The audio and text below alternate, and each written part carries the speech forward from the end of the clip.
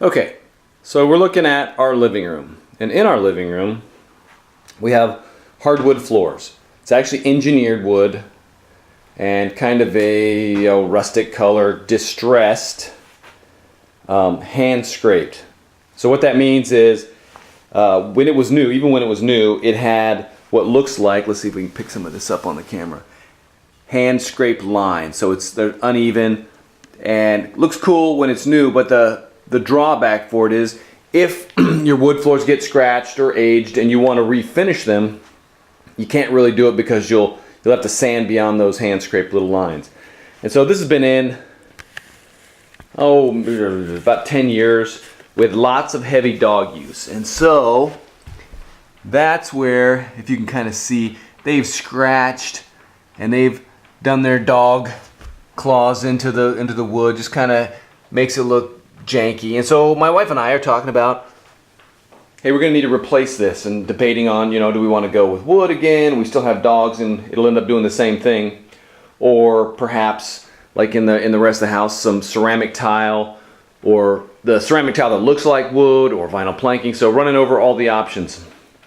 But it struck me that there might be a way to simply fix this. And so one of the things, I just did a test section over here, and let's see if you can pick this up in that darkness was that you see there in the middle of that plank looked like this one. And so what I did is I just went over it with a stain just to kind of see how the stain would change the color of these planks. And if you look at it here, I'll get out of the the edge of the planks are worn, the dogs have done all the scratching. So when you leave a stain on there, it darkens that up, which it gives it I think it's a really cool look. It's still distressed for sure, but just a more character, just gives the plank more character.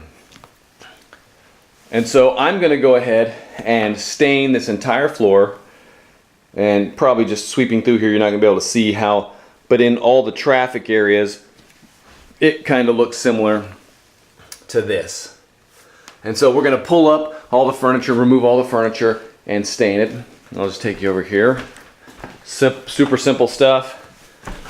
We just have some red oak stain, and then here's the other thing that a lot of people may not know about. I mean, you can get this at any old hardware store.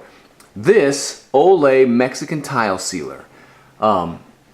I accidentally put this on our tile floor here originally, and thinking I was just sealing the grout. And then 10 years later, we had it professionally cleaned, and it was a disaster because it ended up stripping it off, and it looked terrible. Fortunately, after 4 or 5 more coats of putting it back on there, it gives it, let's see if you can see, a very high gloss sheen, and the tile looks good again. So we're going to put that on the wood floor. Again, it's not really designed for it, but what it's going to do is put a protective coat after I stain it and a high gloss sheen. So it's probably going to be shinier than it normally was. And now even it does have a sheen, but it's lost a lot of its sheen over the years. So it's going to be super shiny, and it's going to have a very cool locked-in distress look, kind of like that. And so let's, I'll show you a little bit step by step how it works, and then we'll take a look at the finished product. Okay, as we pan around, you can see I've moved most of the furniture. I've vacuumed and swept this floor, trying to get up every little bit of particulates that's kind of sitting in the cracks and stuff like that.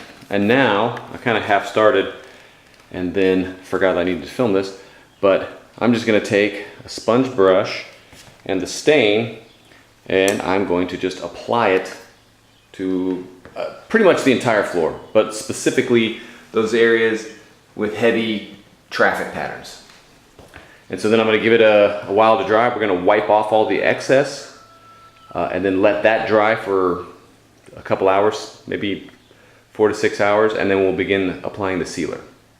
Okay, so I've already applied several coats, maybe 6 of the Olay Mexican tile sealer, and it is the same tile sealer that I put on this floor, which provides a high gloss shine. So what I did is I just filled it with this little $9 pump sprayer you get at Home Depot, sprayed it around the floor, and then kind of mopped it around so that it's not just gloppy with this Swiffer style mop head. And in between every coat, I would rinse this out with water and empty this back into the bottle, rinse this out. Otherwise, this stuff dries pretty fast and it'll clog up these tips.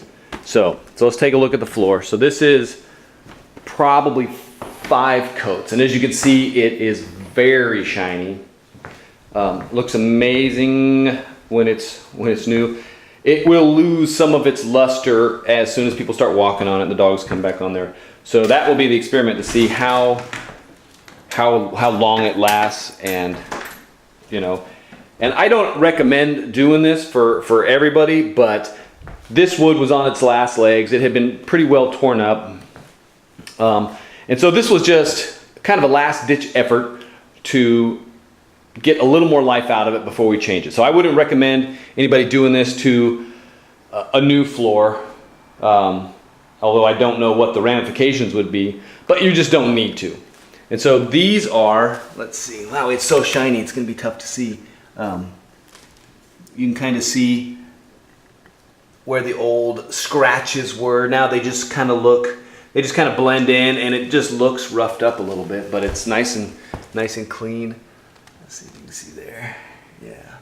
So now I'll put the armoire back and the couch back, and now there are some areas, and I can't decide if the stain reacted with the sealer some point. I mean, you can kind of see that.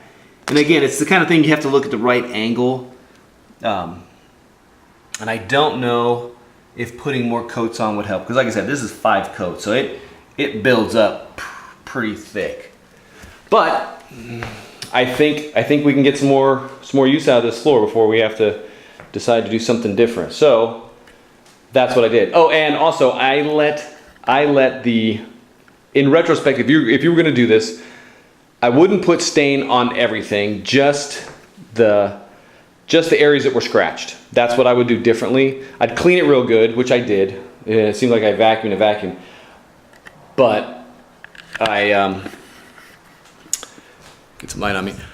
I wouldn't just wipe stain over everything, and that's what I did. And it just really didn't need it, because wood has a aluminum oxide wear layer on it. It's pretty tough. It's not letting anything soak in, so it just really sat there. It provided a slightly darker color, but I think it took forever to dry because it didn't really soak in, and it didn't add anything. So in retrospect, I would just add it to the areas that are scratched, wipe it up, give it a couple hours to dry. I had to let this dry overnight because it was tacky even almost till this morning. We were walking on it with napkins on our feet and stuff like that, trying not to stick to it. So that's one of the things I would do differently. And in between the coats of this sealer, you really don't have to let it half an hour and you're ready to put on another coat. It dries really fast, although it's a pretty warm day here in Northern California. It's about 100 degrees. But even when it's not that warm, it still dries really fast. So you don't have to wait a long time in between coats, which is kind of cool. That Olay is available on Amazon. So I may do an update in a couple months or so just to see how this is going. But once again, that is how shiny it is. It looks wet, but it's dry. So, food for thought. Have a good one, guys.